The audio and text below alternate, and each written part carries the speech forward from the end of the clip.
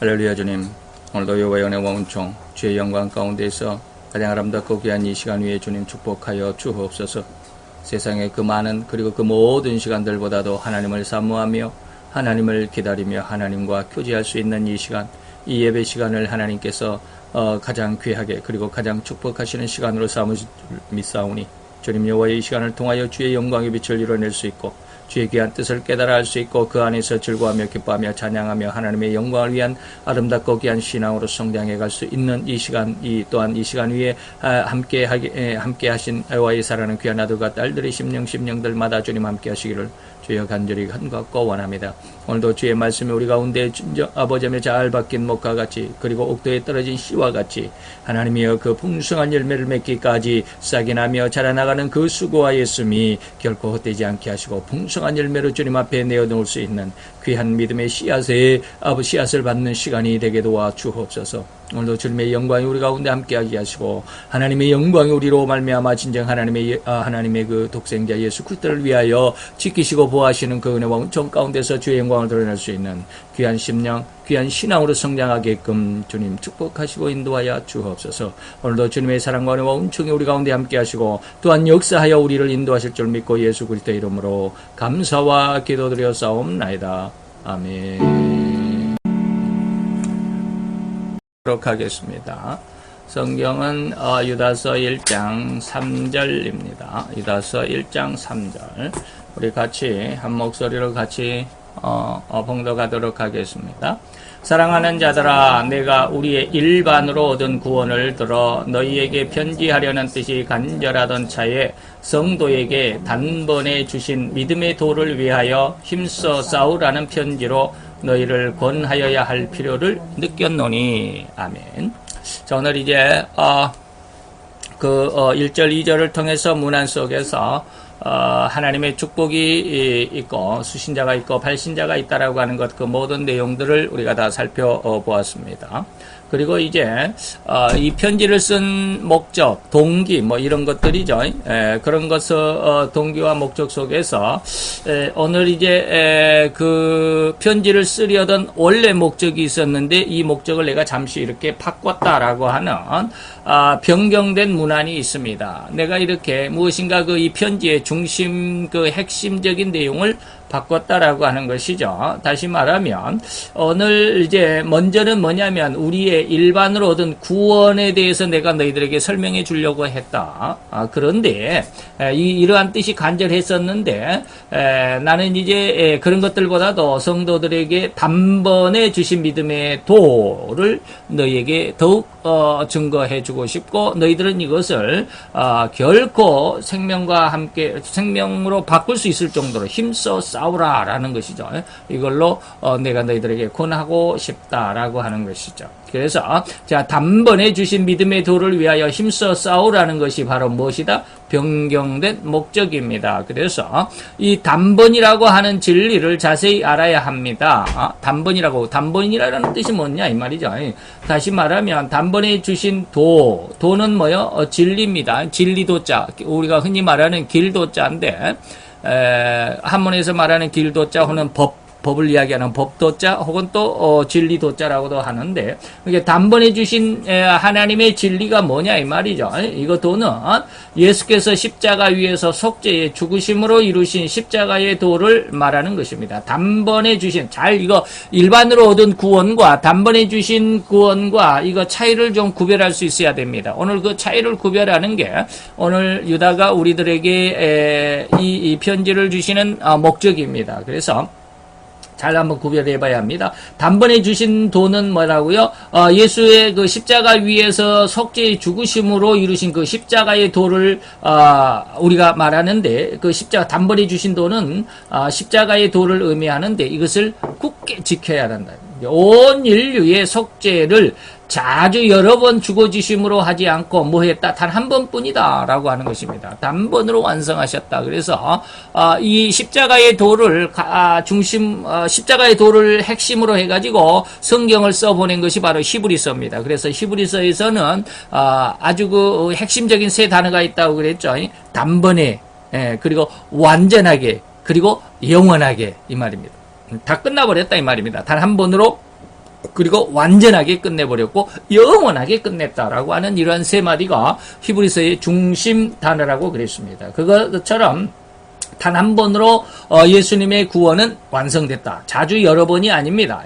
그래서 속죄의 제사를 단 한 번으로 다 이루어 주셨으니 누구든지 어느 때든지 회개하고 돌아오면 믿으면 사죄를 얻게 된다. 어느 때든지 뭐 옛날 천년 전이든 2000년 전이든 아니면 또 우리 후에 예수님이 재림하시기가 뭐 1000년 후까지라도 안 오신다면 그 1000년 후에 태어나는 모든 사람들조차도 그러니까는 뭐 시간에 관계없이 그 어느 때 어느 장소 어느 상황 가운데 출생을 했던 사람들이라도 이 말이죠. 모든 사람이 이 말입니다.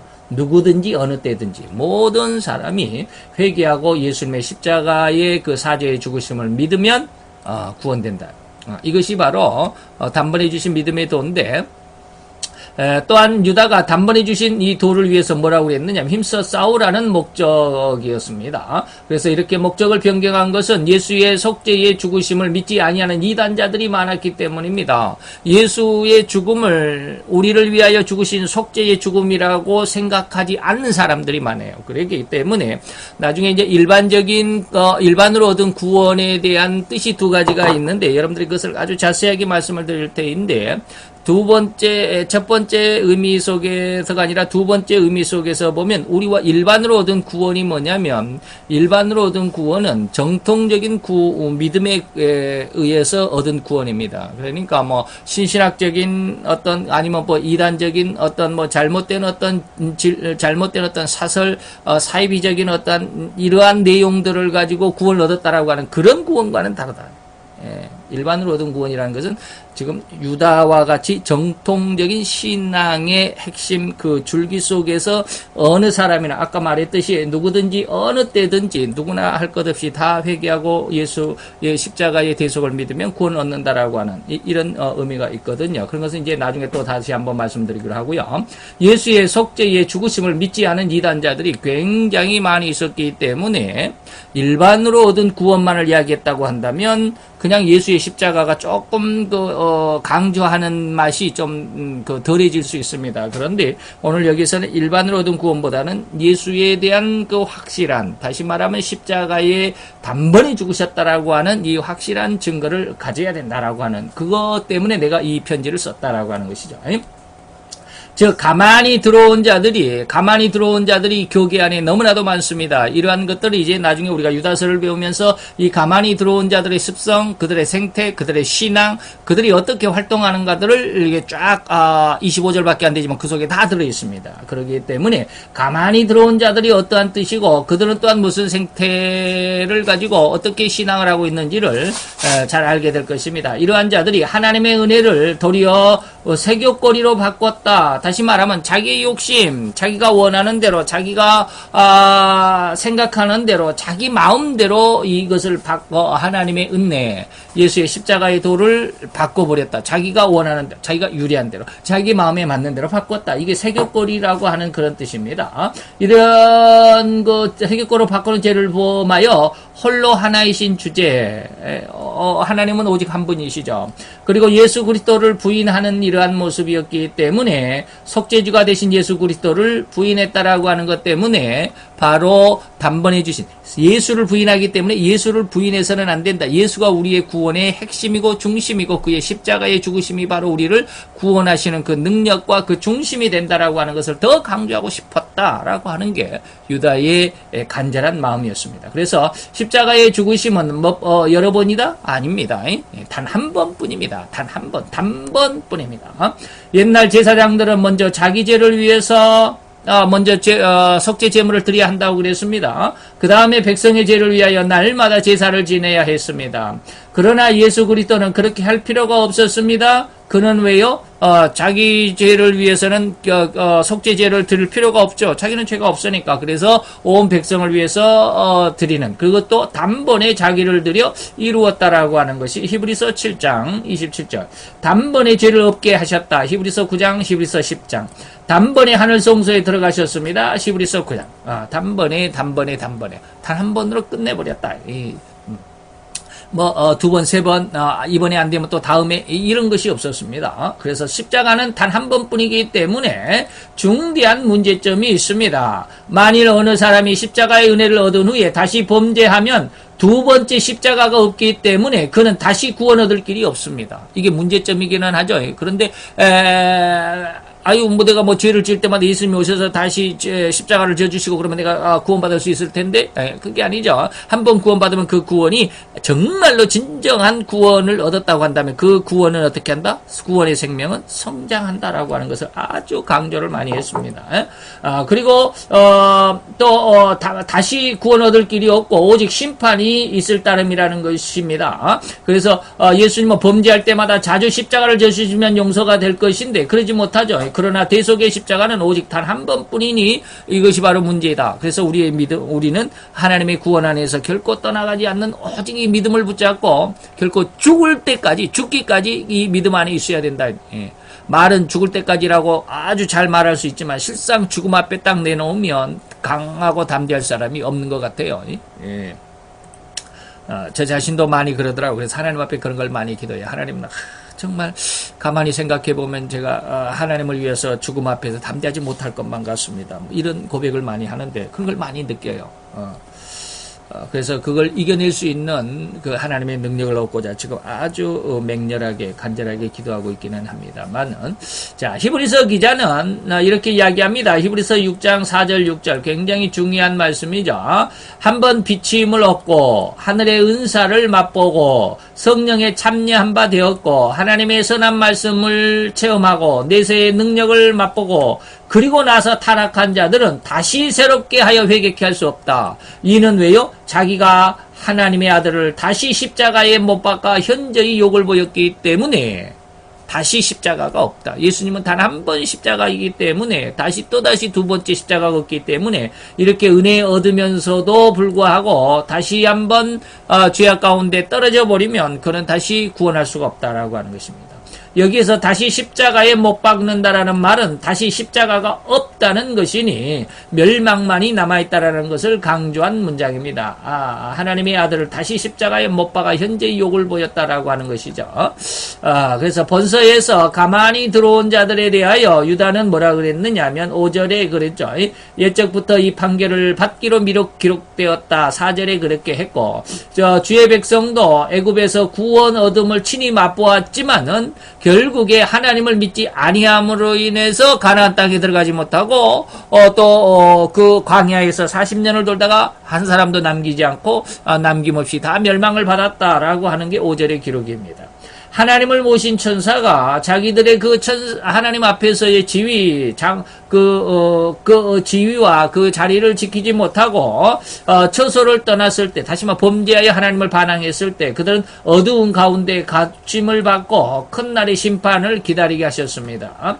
저들은 죽고 또 죽어 뿌리까지 뽑힌 열매 없는 가을 나무라고 12절에 기록을 했고, 그리고 영원히 예비된 캄캄한 흑암에 돌아갈 유리하는 별들, 무저갱을 의미하기도 하고 지옥을 의미하기도 하죠. 가인과 발람과 고라도 다 하나님을 이미 알고 맛본 자들이지만 그들은 또다시 타락했습니다. 그래서 이러한 것을 나중에 말씀을 드리겠지만 그 이단들의 신앙이 두 종류로 나눕니다. 단체적으로 이단을 형성했던 그런 부류와 개인적으로 이단의 신앙을 가진 이러한 사람들이 이렇게 두 부류로 나누는데, 이 두 부류들의 그 잘못된 이단의 신앙의 특징을 세 사람씩 듭니다. 단체적인 이단들도 세 종류를, 그리고 개인적인 이단도 세 사람을 이렇게 듭니다. 그래서 단체적으로는 뭡니까? 출애굽한 백성들이죠. 출애굽한 백성들 60만 명이죠. 그 다음에 하나님을 모신 천사, 이것은 누굽니까? 천사들 무리죠. 천사의 3분의 1이라고 말할 수 있죠. 그 다음에 또 누구가 있습니까? 하나님을 떠난 천사, 그 다음에 주의 백성들, 그리고 뭡니까? 모세를 반역했던 고라의 일당들, 여기가 나오는데, 그 다음에 또, 있는데, 아니고요. 발람도 개인이죠. 타락한 천사들, 이렇게 하나님을 모신 천사들, 그 다음에 주의 백성들, 그 다음에 또 하나가 있는데, 나중에 봅시다.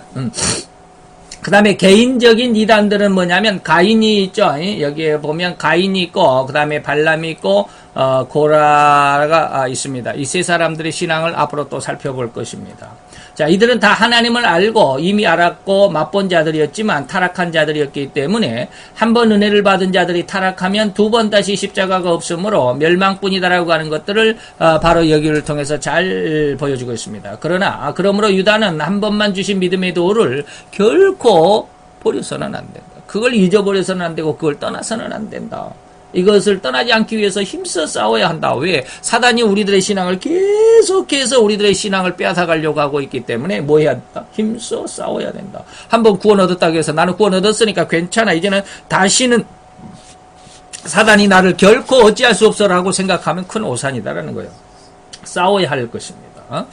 자, 단번에 주신 믿음의 도에 대한 풀이를 여기서 중단한다면 우리는 근심하고 두려워할 것입니다. 왜냐하면 믿은 후에 전혀 범죄하지 않았다고 할 사람이 없으니 말입니다. 이것이 굉장히 중요합니다. 자, 아까 우리가 이런 말씀에 굉장히 걸림이 되는 사람들이 있습니다. 바로 히브리서 6장 4절로 6절 말씀입니다. 자, 한 번 비침을 얻었습니다. 그리고 하늘의 은사를 맛봤습니다. 성령에 참여한 바 되었습니다. 하나님의 선한 말씀, 그리고 하나님 내세의 어떠한 그 천국의 능력을 맛보았습니다. 그런데 그러면서도 타락한 자들은 다시 새롭게 하여 회개케 할 수 없나니 이는 자기가 하나님의 아들을 다시 십자가에 못 박는 것 같고 현재의 예수를 거역한 욕보임이었기 때문에 다시 뭐했다? 회개케 할 수 없다라고 하는 이 말씀을 굉장히 두려움으로 갖습니다. 그래서 이 말씀을 더 이상 어떤 정확한 해석을 하지 않는다면 우리는 상당히 많은 사람이 근심하고 두려워할 것이죠. 왜? 믿은 후에 범죄하지 않는 사람이 거의 없기 때문에 그렇습니다. 네, 제가 그래서 늘 이야기합니다. 예수의 십자가 앞에서 십자가의 대속의 은혜를 깨닫고 그 안에서 구원을 받았다 할지라도 우리 속에는 여전히 뭐가 남아있다? 죄성이 남아있다. 죄성, 죄를 지을 성질. 예. 과거 이제는 다 예수의 십자가의 은혜 안에서 다 용서가 되고 다 사죄를 받았다 할지라도 우리 속에는 그러나 내 속에는 여전히 앞으로 살아가면서 계속 죄를 지을 수 있는 성향. 그리고 또 죄를 지었을 가능성이 너무 많다. 예수를 믿었어도 막 화를 내기도 하고 서로 싸우기도 하고 남의 것을 슬쩍 훔치기도 하고 욕심을 내기도 하고 뭐 또 이성적인 어떠한 잘못된 일들도 하기도 하고 막 그러잖아요.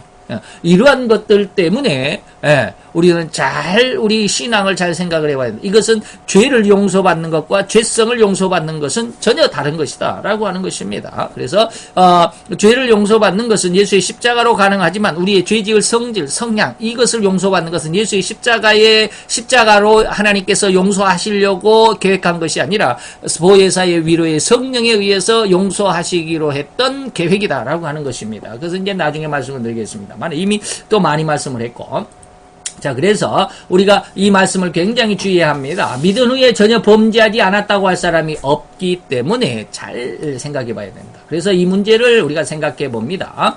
자, 신자에게는 불사죄. 그럼에도 불구하고 불사죄는 뭡니까? 용서가, 사함이 없는 죄가 있습니다. 세 가지가 있습니다. 불사죄는 결코 용서가 안 됩니다. 아무리 해도 안 됐냐? 회개할 수가 없습니다. 이 불사죄에 걸리는 사람들은 절대로 회개가 가능하지 않습니다. 회개하면 다 용서가 된다며. 그렇습니다. 그러나 이 불사죄만큼은 회개를 할 수가 없습니다. 그게 뭐냐면 이제 세 가지가 있는데 그것은 삼위일체 하나님에 대한 죄입니다. 성부에 대한 죄, 성자에 대한 죄, 성령에 대한 죄가 바로 불사죄의 세 가지입니다. 성부에 대한 죄는 뭐냐면 성부의 영광을 회방할 때 출애굽기 20장, 그 다음에 이사야서 42장, 48장, 그리고 사도행전 12장. 이런 것은 사도행전 12장에서는 헤롯 대왕이 하나님의 영광을 가로채 회방을 하다가 당장에 축이 먹어 죽었니라 뭐 그런 것이고요. 성자에 대한 배도는 뭐요? 예수님의 십자가의 도를 반대하고 거역하고 떠나버리고 오히려 이제 반대 세력이 된 자. 예수의 십자가의 공로, 십자가의 대속을 배반하고 오히려 그 도를, 십자가의 도를 배반한 사람들의 모습이죠. 그 다음에 성령에 대한 뭐가 있냐면 회방죄가 있습니다. 그래서 많은 사람들이 성령에 대한 회방죄는 기억하고 있지만 성부의 영광을 회방한다거나 더더욱이 성부의 영광을 회방한다는 것도 아는 분들이 좀 많아요. 그런데 성자에 대한 배도죄가 있다는 사실은 거의 모르더라고요. 예. 히브리서 6장에 아까 우리가 읽었던 한번 뭐 비침을 받고 성령에 잡념받고 뭐 이거죠. 이러면서 다시 그 은혜와 그 진리를 떠나버리는 사람들은, 배반한 사람들은 다시 회개할 수 없다. 그래서 성부에 대한 영광을 회방하거나 성자에 대한 그 십자가를 배반하거나 성령에 대한 어떤 회방죄가 있을 때 이것은 불사죄에 해당해서 이 세 가지에 대해서는 사도 요한도 뭐라고 그랬느냐면 나는 이러한 죄에 대해서 기도하라고는 하지 않는다. 그러나 다른 죄, 이 불사죄에 해당하는 것 외에 이 세 가지 죄 이 외에 수천 수만 가지 죄라 할지라도 그것은 회개하면 다 이루어집니다. 그런데 이 불사죄만큼은 회개가 안 되집니다. 절대로 안 됩니다. 자, 이것에 대해서 한번 생각을 해봅니다. 성부에 대한 영광의 회방은 자기가 하나님의 은혜로 교계에 알려져서 지위가 향상될 무렵 끝까지 겸손하여 두렵고 떨므로 순종하는 종이 되지 못한 자들입니다. 그래서 자기의 명예와 지위를 악용하게 되고요. 하나님이 받으실 하나님의 영광을 자기가 가로채 받는 것을 의미하는 것입니다. 이게 하나님의 영광을 뭐한다? 회방한다. 그 영광 중에 있는 자를, 영광 있는 자를 또한 회방하여 8절에 그렇고 두려움 없이 자기 몸만 기르는 목자 이러한 사람들이고 또 12절에 보면 공중에 높이 떠있는 물 없는 구름이다. 공중에 떠 있는 것은 모든 사람들에게 다 이렇게 우러름을 볼 수 있는 그러한 위치에 있다라는 것이죠. 예? 그리고 말세에 가증한 물건도 우리가 이제 말세론을 마태 24장을 이미 다 배웠기는 했지만 말세론을 볼 때에 마지막 종말의 그 시작, 다시 말하면 종말이 시작됐다라고 하는 이렇게 빵 총소리가 나는 것이 뭐냐면 바로 가증한 물건이 거룩한 곳에 섰다라고 하는 것입니다. 그래서 데살로니가후서 사도 바울에 보면 이 가증한 물건, 다시 말하면 적그리스도가 교회에 앉아가지고 교회 성전에 앉아가지고 자기를 하나님이다, 나를 섬기한다라고 할 때가 올 것이다라고 하는 것입니다. 헤롯이 영광을 하나님께 돌리지 아니하는 거로 주의 사자가 곧 친히 충이 먹어 오늘날로 말하면 병이 들어 죽었다라고 하는 게 사도행전 12장입니다. 성자 예수님에 대한 배도죄는 뭐냐면 한번 은혜를 맛본 자들이 다시 범죄함을 의미합니다. 또한 이것은 베드로후서 2장에 기록이 되어 있는데 개와 돼지를 비유합니다. 개는 토하였다가 다시 주워 먹는다라고 그러죠. 자기가 토했던 걸 다시 주워 먹. 다시 말하면 토했다가 다시 주워 먹는다라는 말은 뭐냐면 내가 어떤 A라고 하는 죄를 깨닫고 그 A에 대해서 하나님 앞에 깊이 회개를 했습니다. 하나님 이런 죄를 다시는 짓지 않겠습니다. 그런데 돌아서서 뭐 2개월, 3개월, 1년 지나고 나다 보니까 어느 순간에 나 또 그 죄를 또 반복하고 있다라는 거예요. 이게 바로 토했다라는 것은 전심을 하나님 앞에 회개했다라는 뜻입니다. 근데 그걸 다시 주워 먹었다, 그 죄를 또 반복하고 있더라 이 말입니다. 그래서 이러한 계속해서 반복, 회개하고 또 범죄하고 회개하고 범죄하고 하는 것은 안 된다라는 것이죠. 그리고 또한 씻었다가 다시 더러운데 눕는 돼지. 씻었다라는 것은 뭡니까? 회개하여 깨끗함을 받은 상태 속에서 다시 또 자기 똥 위에 올라가서 그냥 또 뒹굴고 지저분해진다? 이것은 똑같은 말입니다. 죄의 회개함으로 깨끗이 정결함을 받았다가 다시 또 그 죄에, 똑같은 죄에, 다른 죄라면 또 모르죠. 다른 죄는 지어도 괜찮냐, 그런 건 아니고요. 어쨌든지 계속해서 죄를 회개하고 사죄를 받고 또 다시 똑같은 죄를 또 범죄하고 뭐 이런 것을 돼지와 개로 비유해서 베드로가 2장에 말씀하고 있는 것입니다. 그 다음에 성령을 회방하는 죄가 있는데 성령으로 진리를 말하고 능력과 기사를 행하는 자, 잘 이야기합니다. 성령은 꼭 능력만이 나타나는 게 아닙니다. 능력과 기사만이 나타나는 게 아닙니다. 성령으로 설교하는 자들을 말합니다. 성령의 은혜에 의해서 설교하는 자들, 그리고 성령의 은혜에 의해서 능력을 나타내고 기사를 나타내는, 뭐 꼭 병든 자를 일으키고 귀신을 쫓아내는 것만이 성령의 역사라고 말하지 않습니다. 그것도 성령의 역사 일부에 불과합니다. 그런데 성령은 뭐한다? 진리를 선포하는 일을 하게 합니다. 그래서 설교하고 능력과 기사를 행하는 자들을 미쳤다고 하거나 그들의 사역에 귀신이 들렸다라고 마태 12장에 예수님의 사역을 이렇게 비난한 적이 있었죠. 그래서 이렇게 할 때 바로 이것이 바로 성령 회방죄가 되는 것이죠. 물론 말세에는 악령으로 기사와 이적과 예언하는 그러한 거짓 선지자와 거짓 스승들이 많지만 악령으로 그럴 수도 있지만 진실로 성령으로 된 종들이 있습니다. 여기에서 성령으로 된 자들을 사기 들렸다라고 이렇게 악평을 하게 되는 이러한 상황을 성령을 해방하는 죄다라고 이렇게 말하는 것입니다. 그러면 신자들이 삼위에 대한 과오가 전혀 없을 수 있을 것인가? 다음을 잘 생각을 해봅니다. 죄에는 뭐가 있다? 어느 정도가 있다. 어느 또 아주 심각하느냐, 아주 덜이냐라고 하는 것입니다. 그래서 정도에 따라 죄는 죄지만 정도에 따라서 죽는데 다시 말하면 전혀 회개가 되어지지 않고 멸망에 이르는 죄가 있고요. 또는 죄는 죄지만 죽지 아니하는데 이르는 죄도 있습니다. 이게 요한일서 5장에 기록이 되어 있는데 사도 요한은 모든 죄는 다 하나님 앞에 구하고 회개하고 하면 다 용서를 받을 수 있고 다시 구원에서 결코 탈락되지 않는 그런 은혜가 있다라고 말을 하지만 결코 이 불사죄에 대해서는 내가 기도하라고 하지 않는다. 회개가 안 된다라는 것이죠. 그리고 이러한 죄에 빠진 사람들을 위해서 기도해준, 다시 말하면 중보기도도 안 된다라는 겁니다. 절대로 듣지 않습니다. 이러한 죄에 들으면. 그래서 이 죄의 정도에는 세 가지가 있죠. 이렇게 죄의 정도에 따라서 삼위에 대한 과오가 전혀 없을 것인가. 삼위에 대한 과오도 세 가지가 있다라고 하는 것을 좀 기억을, 이게 아주 중요합니다. 불사죄가 삼위에 대한 죄라고 그랬죠. 그런데 우리가 흔히라고 그러면 좀 그렇고, 우리가 가끔 가다가 이 삼위 하나님에 대해서 불경스러운 그런 언행이 없을 수가 있겠느냐라고 하는 것입니다. 그럴 수가 없죠.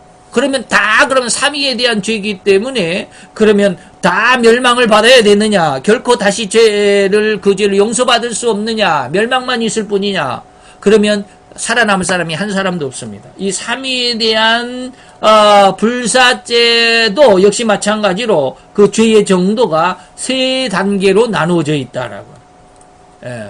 자, 삼위에 대한 죄임에도 불구하고 부지 중에 짓는 죄가 있습니다. 자기도 모르는 사이에, 깨닫지 못하는 사이에 그냥 하고 보니까 이것이 죄였을 수 있다라는 것이고, 그 다음에 두 번째는 알고도 자기가 약했을 때, 그 유혹을, 그 죄를 이겨내지 못할 정도로 약했을 때 짓는 죄가, 그러한 그 상황이 있을 수도 있고요. 세 번째는 알면서도 고의로 짓는 죄가 있습니다. 이 고범죄라고 그러는데, 부지 중에 짓는 죄는 알지 못한 상황에서, 그 다음에 알고도 내가 그 유혹과 죄를 이기지 못해서 결국은 죄에 굴복할 수밖에 없는, 힘센 자가 그냥 강압적으로 여자를 겁탈할 때의 그런 어떤 모습이죠. 나는 약해서 이걸 도저히 항거할 수가 없었습니다. 아무리 항거하려고 해도 힘이 약해서 벗어날 수가 없었습니다. 이런 죄를 알고도 그 죄에 짓눌려서 그럴 수도 있고. 세 번째는 고의죄입니다. 알면서도, 이것이 잘못된 줄 알면서도 고의로 짓는 죄죠. 자, 이걸 생각해 봅니다. 곧 부지 중에 짓는 죄나 알기는 하지만 약하여 짓는 죄는 죽는 데 이르는 불사죄가 아닙니다. 삼위에 대한 죄도 부지 중에 알지 못하고 자기가 그것이 죄인 줄도 모르고 그냥 했는데, 이것이 성경에 보니까 죄네? 이것이 곰곰이 깊이 따져들고 보니까, 이것도 하나님 삼위에 대한 불사죄에 해당했네? 라고 하면 우리는 심각한 문제가 될 수도 있어요. 영광을 해방했다? 가끔 가다가 우리가 설교를 하고 나서 목회자들이 가끔 그러는데 설교하고 나서 설교에 대한 자기의 어떤 그 자만감이 들 때 있습니다. 야, 오늘 설교가 너무 잘 됐다. 예, 뭐 그런 의식이 설교자들에게는 거의 있습니다. 그런데 이것이 뭐냐면 이게 하나님의 영광을 회방하는 죄거든요. 예. 근데 아직 그걸 모르는 분들이 굉장히 많아요. 그것이 하나님의 영광을 회방하는 죄다라고 하는 것을 모르는 사람들이 많아요. 저도 그런 경우가 상당히 있기는 있는데 그 안으려고 많이 노력을 합니다. 옛날 일본에서 내총감상이라고 하는 우찌무라 간조라고 그런다고 그래요. 예, 우리 한문으로는 내총감상, 근데 일본 말로는 우찌무라 간조라고 그런다는데 그 내총감상 목사님이 어느 날 설교를 하고 딱 단상에서 내려오는데 청년 하나가 그냥 탁 앞에 나오더니 목사님, 오늘 목사님 설교가 너무너무 은혜로웠습니다. 내가 목사님 설교를 듣고 내가 당장히 하나님 앞에 헌신하겠습니다. 그리고 목사님을 죽을 때까지 모시겠습니다. 라고 이렇게 그 고백을 하고 인사를 하고 은혜를 받았다고 감사를 하더래요. 우찌무라 간조 목사님은 뭐라고 대답했을까요? 웬만한 사람 같았으면 그래, 앞으로 신앙생활 잘하고 결코 믿음을 잃지 않도록 열심히 같이 신앙생활 하세요. 뭐 이렇게 격려를 해줬을 법도 하죠. 저도 아마 그렇게 얘기했을 수도 있을 것입니다. 근데 우찌무라 간조 내총감상 목사님 그렇지 않았다고 해요. 앞으로 내게 굉장히 어려움이 있을 때, 나를 반대하고 나를 쫓아내고자 하는 그런 반대 세력이 있을 때 그 앞장에 맨 앞에 자네가 서 있을 것이다 그랬대요.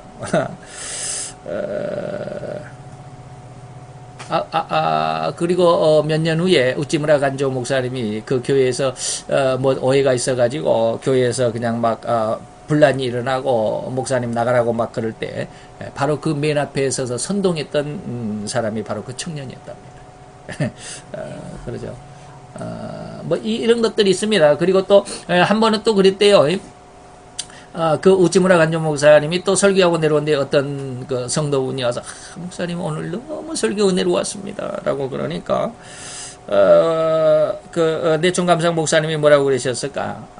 방금 사단이 내 속에 와서 너 정말 훌륭하다라고 속삭이고 갔습니다. 라고 그러시더래요. 이런 것을 보면 우리가 정말로 저도 좀 교만하지 않으려고 많이 노력하고 의식을 하고 있는데 그러지 못할 때가 또 많아요. 그게 뭐냐면 부지 중에 짓는 죄입니다. 저도 그러더라고요. 어쩔 수 없이 네, 세상적인 모든 것을 다 내려놓고자 원하지만 어느 때는 나도 좀 세상 사람들이 알아봐주면 야 나도 좀 또 헌금도 많이 들어오면 또 이렇게 목회도 할 수 있을 텐데 하는 그런 생각을 하는 게 뭐예요? 버릴 수가 없어요. 이런 것이 뭐냐면 그 죄악에 대한 그 공격, 그 방해가 너무 강력하기 때문에 세상적인 어떤 유혹이죠. 그런 것들이 너무 강력하기 때문에 아직은 그 이겨낼 수 있는 힘이 없는 것 같아요. 자, 부지 중에 짓는 죄가 뭐냐면 바로 그런 것인데 성령의 감동으로 깨닫는 순간 책망을 받아 회개하기는 하는 그러한 은혜입니다. 자, 그런데 하나님께서 깨달을 수 있게끔 책망과 권고로 회개의 기회를 주시는데 이 부지 중에 짓는 죄는 이러한 권고와 회개의 책망이 있을 때 회개를 하게 됩니다. 굉장히 중요합니다. 예수께서 십자가 위에서 아버지여 저희를 사하여 주옵소서 자기 하는 것을 알지 못합니다. 알지 못하고 짓는 죄입니다. 라고 기도했을 때 그들은 알지 못하고 지었기 때문에 회개하면 용서가 됩니다. 부지 중에 짓는 죄도 역시 마찬가지로 마치 어린아이가 죄의식이 없이 부모에게 과오를 보면 어린아이들은 엄마에게 뭐 잘못하려고 하는 게 아니죠. 만약에 젖을 먹던 어린아이가 이빨이 나면 잇몸이 간질간질 한다고 그래요. 그래서 어린아이들에게 이제 이빨을 날 때쯤 되면 그 장난감을 그 입에 물고 그냥 막 잘글잘글 씹도록 하는 그런 그 장난감을 주는데 이런 어린아이들에게 엄마가 젖을 물릴 때 갑자기 젖을 빨다가 이빨이 간지러우면 그냥 이 엄마의 젖꼭지를 깍 물어요. 그럼 엄마는 깜짝 놀라죠. 이놈아 아파 그러잖아요. 근데 그때 그 아이는 모르잖아요. 아무것도 모르는 상황 속에서 그러잖아요. 이런 것처럼 이게 바로 부지 중에 짓는 죄입니다. 그래서 부모들도 그 어린아이의 죄는 용서할 것이고 아이도 자라서 그것이 죄인 줄 그것이 내가 잘못했구나. 야, 내가 엄마를 그렇게 아프게 했구나라고 할 때 그때는 이제 고치게 되는 것이죠. 그리고 용서를 빌게 될 것이고 욥도 그랬죠. 어릴 적에 때 지은 죄를 하나님 나에게 결코 계산하지 마세요. 나 그거 모르고 했습니다. 다윗도 내 젊었을 때의 저를 기억지 마시라고 이렇게 합니다. 부지 중에 짓는 죄죠. 그 다음에 알고도 약하여 짓는 죄입니다. 알고도 약하여 짓는 죄. 알고도 약한데 어떤 때는 그 일을 해서는 안 된다라는 것을 분명히 압니다. 힘써서 그 시험을 이기려고 노력하지만 너무 약하기 때문에 자기 자신이 그 죄의 그 유혹을 이겨낼 수 없기 때문에 실수로 범하는 죄입니다. 이렇게 이야기를 하면 모든 잘못을 다 저질러 놓고도 나는 내가 뭡니까? 내가 그 죄를 이길 수 있는 힘이 없어서 그랬습니다라고 이렇게 변명을 하면 다 통과되는 것도 아닙니다. 참 A다 그러면 꼭 그 뒷면을 가지고 A의 뒷면을 가지고 덤벼드는 사람들이 꼭 있어요. 자, 어쨌든지 봅시다. 이같이 죄인 줄 알면서도 지은 죄이기 때문에 불사죄라고 오해하는 일이 많습니다. 이거 잘못된 것이다. 이것이 죄다라고 하는 거. 저도 이제 방금 이야기했듯이 내 속에 그 세상적인 유혹과 욕심이 굉장히 많아요. 다 말씀드릴 수 없을 정도로 많은데 그러한 것들을 기도하면서 하나님 앞에 늘 내놓습니다. 하나님 이러이러하십니다. 이걸 정말로 나 자신을 어떻게 이겨낼 수가 없습니다. 그렇게 기도할 때가 너무 많은데 거의 매일 그렇게 기도를 합니다. 그런데 이것이 불사죄라고 오해해서는 안 됩니다. 사도 베드로도 그랬죠. 베드로도 예수님께서 네가 나를 3번 부인하게 될 거야.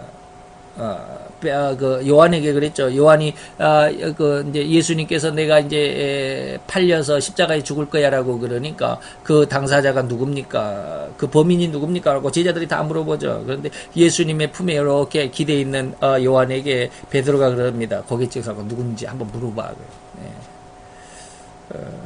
그때 이제 예수님께서 요한에게 베드로에 대한 예언을 줍니다. 그가 이렇게 손을 벌리면 다른 사람이 띠를 띠고 끌어갈 거야. 그들이 원하는 대로 끌어갈 거야. 라고 이렇게 이야기합니다.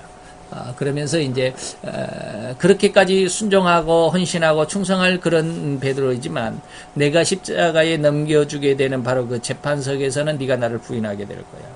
그때는 너는 너무 어렸기 때문이야. 네가 어려서 그래 라고 이렇게 예수님이 말씀해 줍니다. 바로 그런 거예요. 신자 거의가 이와 같은 두려움에 빠져 있습니다. 나는 죄인 줄 알고 나는 죄를 지었기 때문에 나는 정말로 불사죄에 해당하는 것인가, 이런 두려움에 많이 걸려 있죠. 그러나 이것은 죄가 불사죄는 아닙니다. 그러나 이 죄는 약하여 지은 죄로 인해서 얼마 후에 성령의 감동이 있으면 회개하여 용서함을 얻습니다. 예를 들면 사도까지 된 베드로, 지금 이제 아까 방금 말씀드린 그겁니다. 주를 부인하고 저주까지 하는 일이 있었습니다. 예수님이 겟세마니 동산에 잡히실 때 칼을 꺼내가지고 맨 앞에 오는 말고이기를 쳤던 일도 있습니다. 예수님이 부활하신 것을 믿지 못하고 다시 디베랴 갈릴리 바다에 가서 거기를 7명의 제자들을 또 데리고 가가지고 다시 어부 생활로 돌아갔던 일도 있습니다.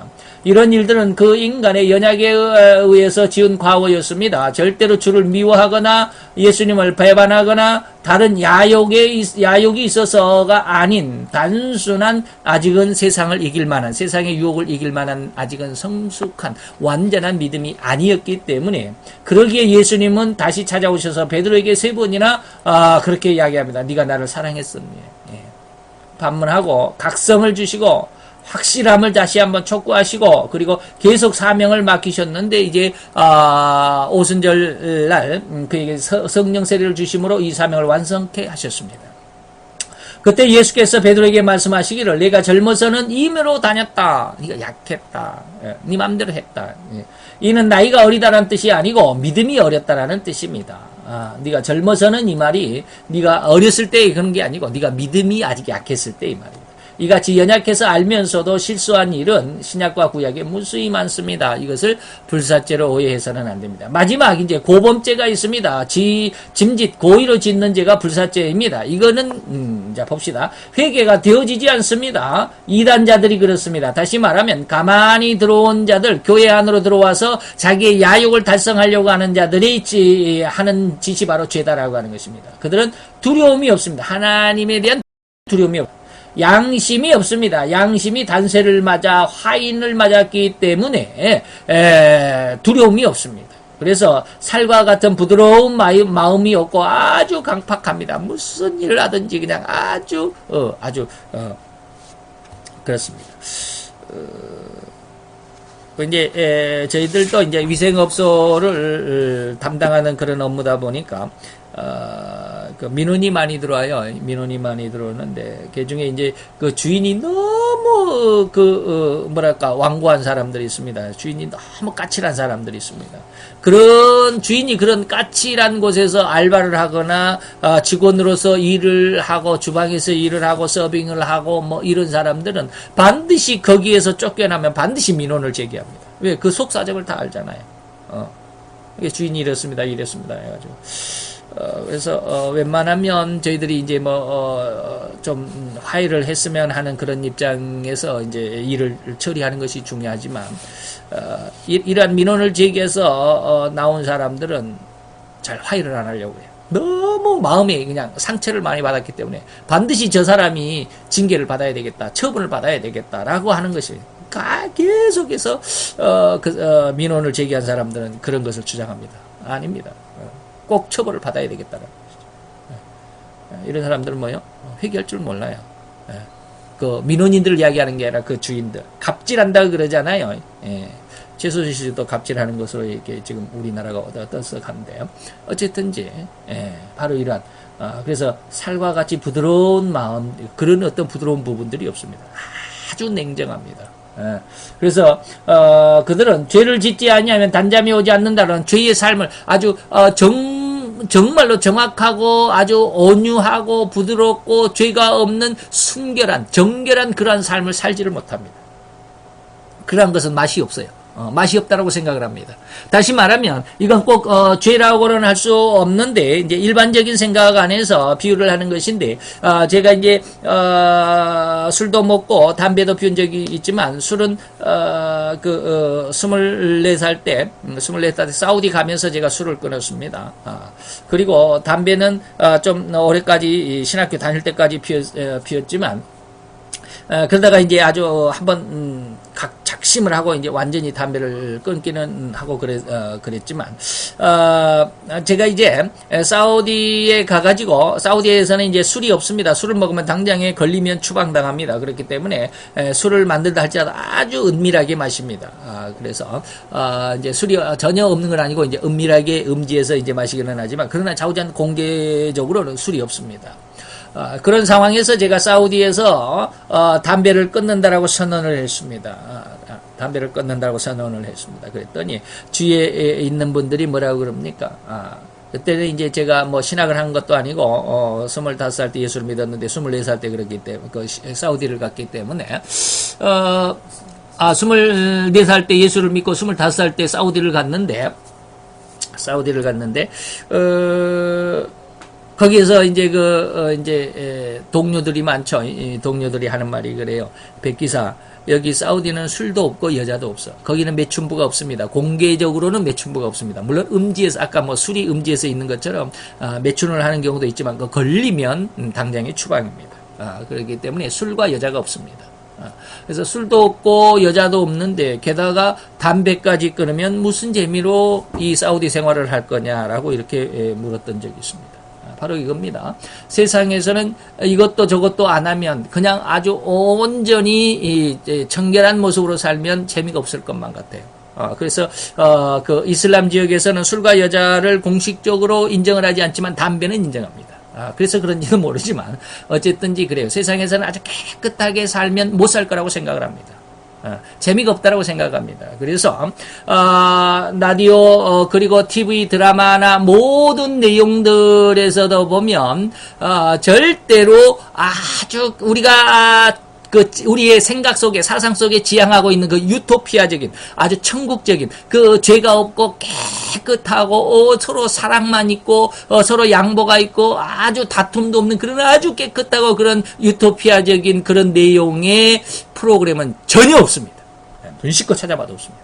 장담할 수 있습니다. 예능에서도 뭡니까? 예능에서도 꼭 튀는 사람들이 있습니다. 예능에서 무슨 두 사람이 계약을 했는데 계약을 뒤집는, 이런 것들이 더 재밌어 합니다.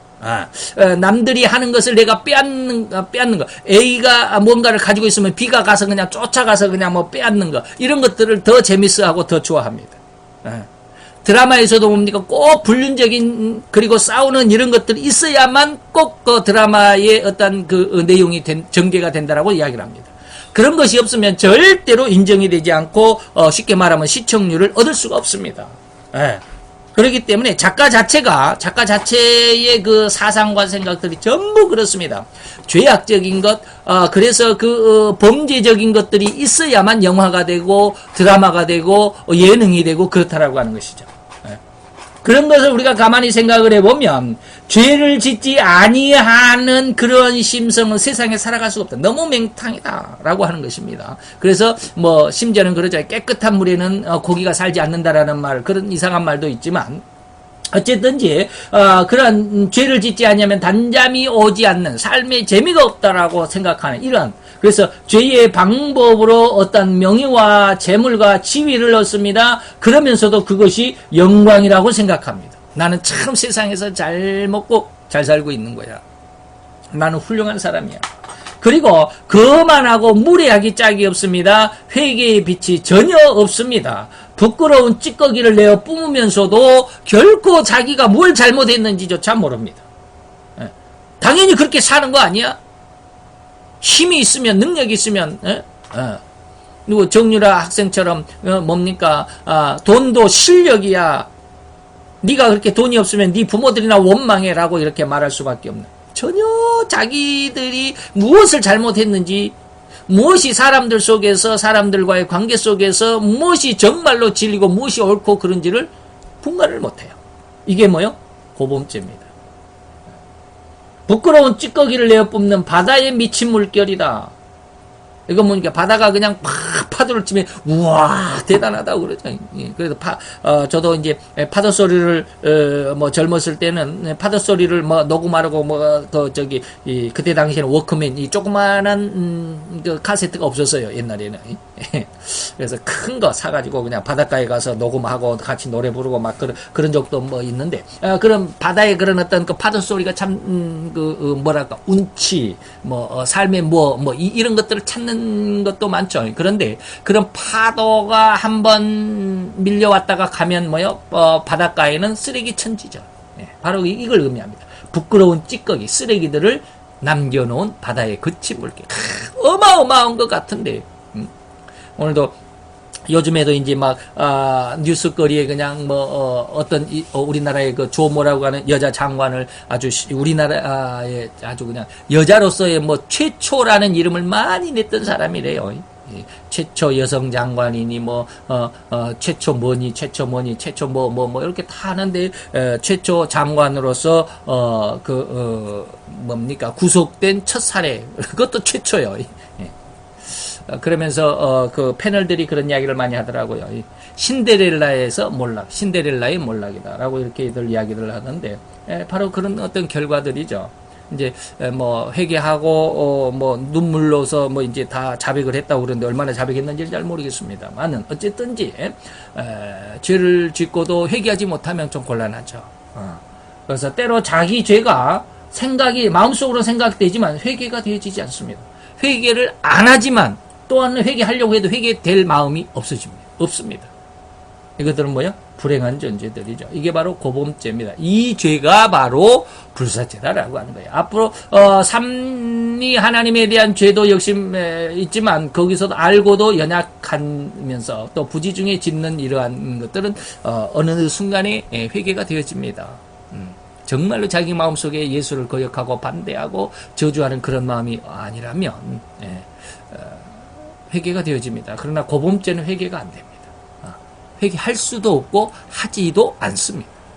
이런 죄가 바로 불사죄라고 하는 것을 우리가 다시 한번 잘 생각을 해보시고, 오늘 우리는 오늘 제목과도 같이 제목 속에서 뭡니까? 이 성경을 오늘 이 유다서를 써보낸 이유가 바로 이러한 의미 속에서 다시 한번 이 성도에게 주신 단번에 주신 믿음의 도를 위해서 이만큼 어려운 상황들이 많기 때문에 정말로 힘써서 이 믿음을 지켜내는 혈투가 돼야 된다.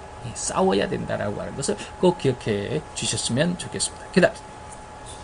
할렐루야. 주님 여호와 주께 감사와 찬양과 영광을 돌려드리나이다. 주의 영광 앞에 있어 아름답고 귀한 저들, 오늘 이 시간에 아버지며 우리들에게 주신 우리 주님 예수 그리스도의 십자가의 그 은혜를 중심으로서 생각해보면, 이 예수 그리스도의 십자가를 거역하고 반대하고 거부하고 오히려 공격하는 입장에 있는 그 수많은 무리들이 너무너무 많고 너무너무 또한 교묘하게 덤벼들기에, 이러한 저들의 공격과 저들의 방해와 저들의 그 방해 공작에 결코 우리는 넋을 놓는다거나 아버지 준비하지 못하고 그저 무방비 상태로 당하는 것이 아니라 힘써 싸워야 한다라고 하는 것, 우리의 믿음을 더욱더 굳세게 해야 되고 우리가 하나님의 말씀 속에 더욱더 굳게 무장해야 한다라고 하는 것을 다시 한번 기억하게 하시고, 어떠한 상황이 있어든지 주의 영광을 향하여 나가는 우리들의 발걸음에 힘을 빼놓지 않도록 하나님 역사하시고 은혜를 더하여 주옵소서. 힘써 싸워 승리하는 자들이 되게 하여 주옵소서. 세상에 지지 않고 믿음으로 승리하는 자들이 되게 도와 주시옵소서.